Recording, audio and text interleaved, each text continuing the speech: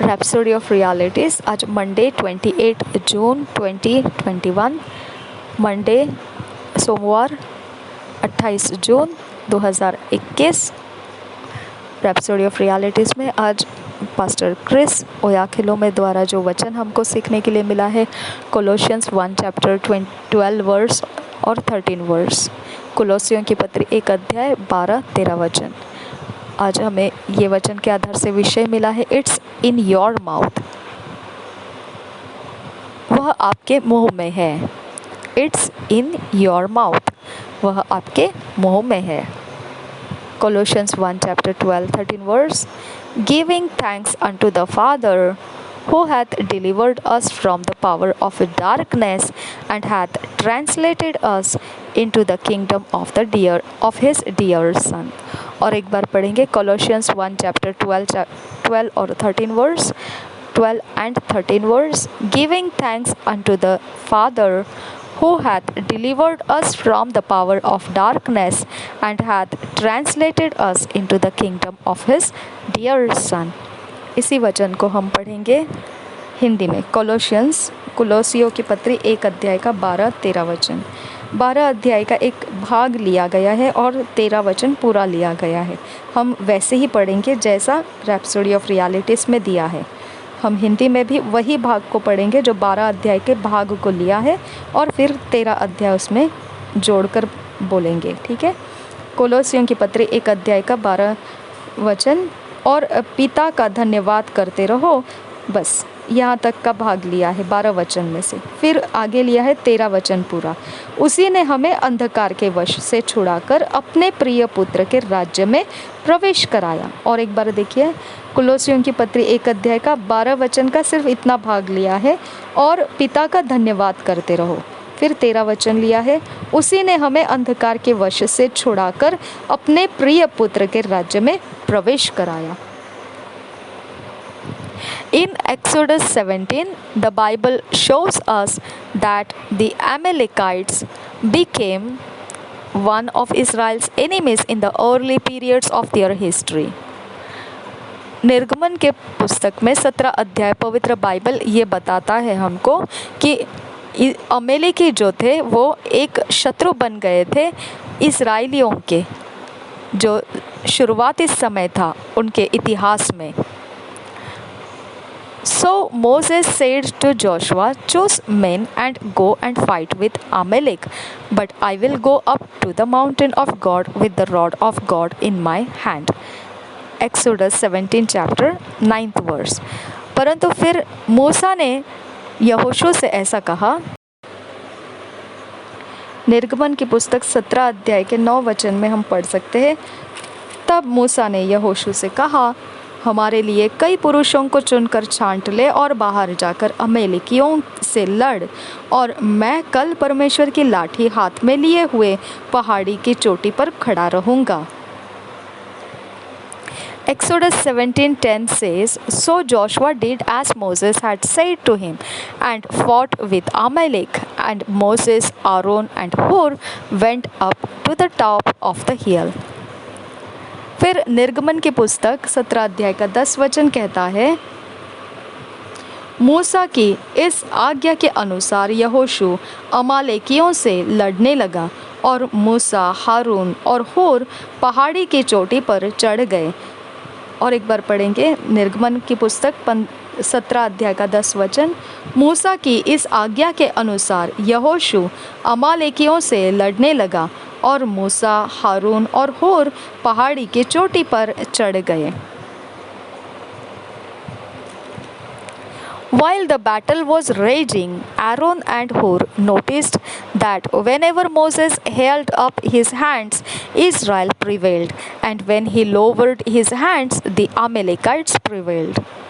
जब यह युद्ध चल रहा था बहुत तीव्र उग्रता से, उस समय आरोन और हूर जब बहुत प्रकोप के साथ, बड़े प्रकोप के साथ युद्ध चल रहा था, तब आरोन और हूर ने ध्यान दिया इस बात के ऊपर कि जब मूसा का हाथ ऊपर उठाया रखा था तो इज़राइली प्रबल हो रहे थे, और जैसे मूसा का हाथ नीचे कर दिया जाता था तो अमालेकी प्रबल होते थे।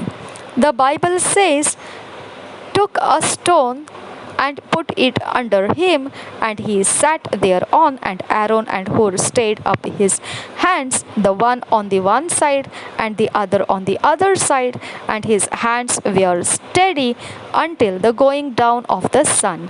Exodus 17 chapter 12th verse.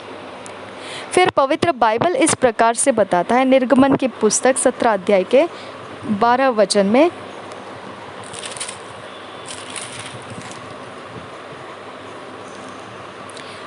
पर जब मूसा के हाथ भर गए तब उन्होंने एक पत्थर लेकर मूसा के नीचे रख दिया और वह उस पर बैठ गया, और हारून और हुर एक एक अलंग में उसके हाथों को संभाले रहे और उसके हाथ सूर्यास्त तक स्थिर रहे।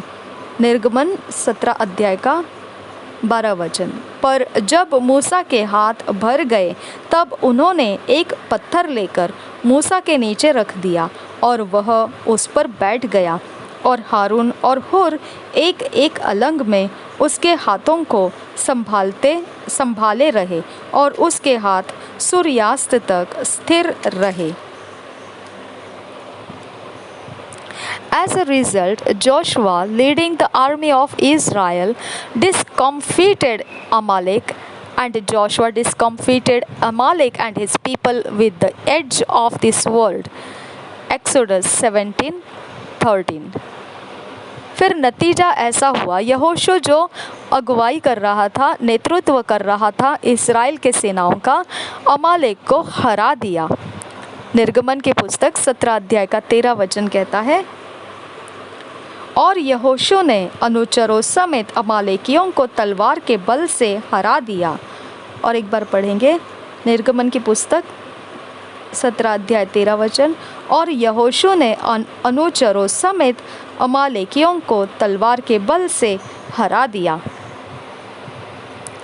On a previous occasion, God had said to Moses, when the Israelites, being chased by the Egyptians, came before the Red Sea, stretch out your hand over the sea and divide it. जब एक पुरानी घटना थी, इसके पहले वाली घटना थी, वहाँ परमेश्वर ने मूसा से ये कहा था, जब इस्राएली का पीछा कर रहा था मिस्र, उस समय जब वो लोग लाल समंदर के सामने आ गए, उस समय परमेश्वर ने निर्गमन में 14 अध्याय के 16 वचन में हम पढ़ सकते क्या कहा मूसा से, और तू अपनी लाठी उठाकर अपना हाथ समुद्र के ऊपर बढ़ा। उसने ऐसा कहा, और तू अपनी लाठी उठाकर अपना हाथ समुद्र के ऊपर बढ़ा। ये प्रकार से परमेश्वर ने अगुवाई दिया था।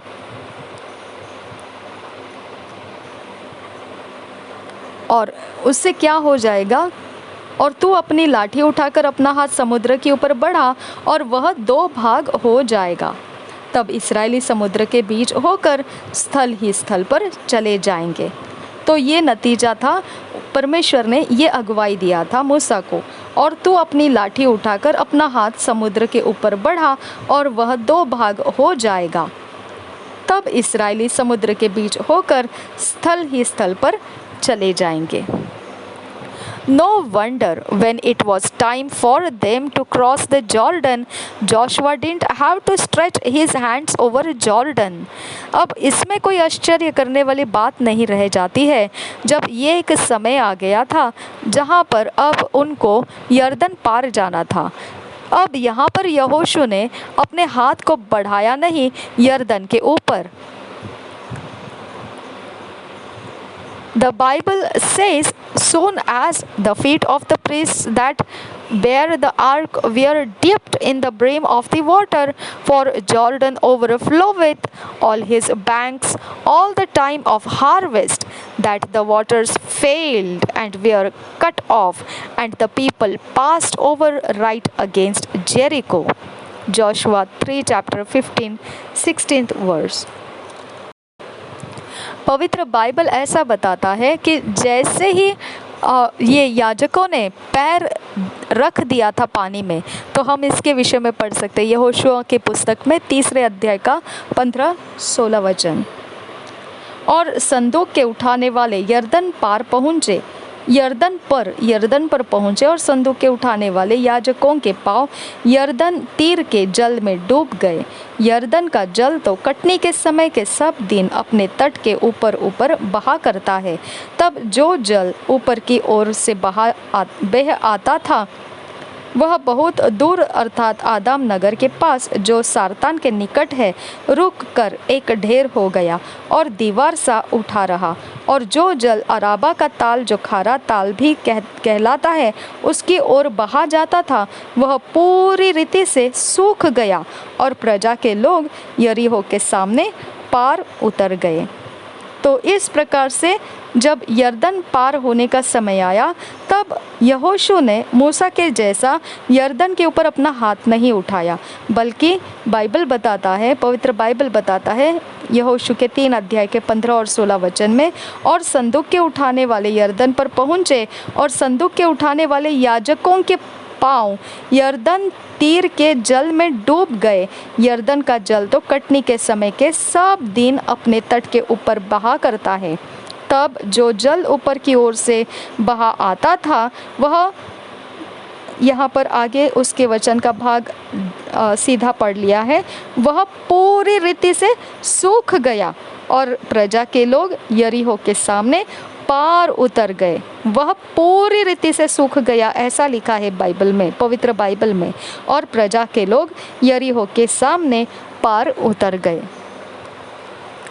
ब्लेसेड बी गॉड, धन्य हो परमेश्वर। In our day it's even better, अब हमारे जो दिन है हमारे दिनों में तो इससे भी ज़्यादा बेहतर है। We only need to speak from wherever we are and the power of God will be activated for supernatural results anywhere in the world. हम जहाँ कहीं पर भी है हमने तो सिर्फ मुंह से अभी बोलना है, और हम जब बोलते हैं तो परमेश्वर की सामर्थ क्रियाशील हो जाती है। असाधारण नतीजा जहाँ कहीं चाहिए वहाँ पर जगत भर प्राप्त हो जाता है। The power is in your mouth, सामर्थ आपके मुंह में है।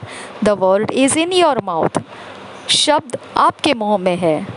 The authority is in your mouth by the blessed name of the Lord Jesus Christ, और अधिकार आपके मुंह में है वो धन्य नाम प्रभु यीशु मसीह के नाम के द्वारा। We don't need to climb up the mountain like Moses. We are already on the mountain of God. अब हमको मूसा की तरह कोई पहाड़ को चढ़कर जाने की ज़रूरत नहीं है, हम पहले से परमेश्वर के पहाड़ पर मौजूद हैं। We were born there, for the Bible says we have arrived on Mount Zion. Hebrews 12 chapter 22 verse. हम उसमें जन्मे हैं, तो फिर अब हमारा जो पर्वत के ऊपर जाना ज़रूरी नहीं है, हम वहाँ परमेश्वर के पर्वत पर पहले से मौजूद हो चुके हैं। हम वहाँ जन्मे हैं क्योंकि पवित्र बाइबल ऐसा बताता है कि हम उस सियोन पर्वत के पास पहुँच चुके हैं, हम उसके पास हो चुके हैं। हम ये पढ़ सकते हैं इब्रानी के 12 अध्याय के 22 वचन में। इब्रानियों की पत्री 12 अध्याय का 22 वचन, पर तुम सियोन पहाड़ के पास, ऐसा कहा गया है, पर तुम सियोन पहाड़ के पास, यहाँ पर तुम सियोन पहाड़ के पास और जीवते परमेश्वर के नगर स्वर्गीय यरूशलेम के पास और लाखों स्वर्गदूतों, ऐसा यहाँ पर कहा गया। तो हम वहाँ पर पहुँच चुके हैं, इसीलिए हमको अब कोई पहाड़ के ऊपर चढ़कर जाने की ज़रूरत नहीं पड़ेगी। प्रशंसा हो परमेश्वर की सदा के लिए।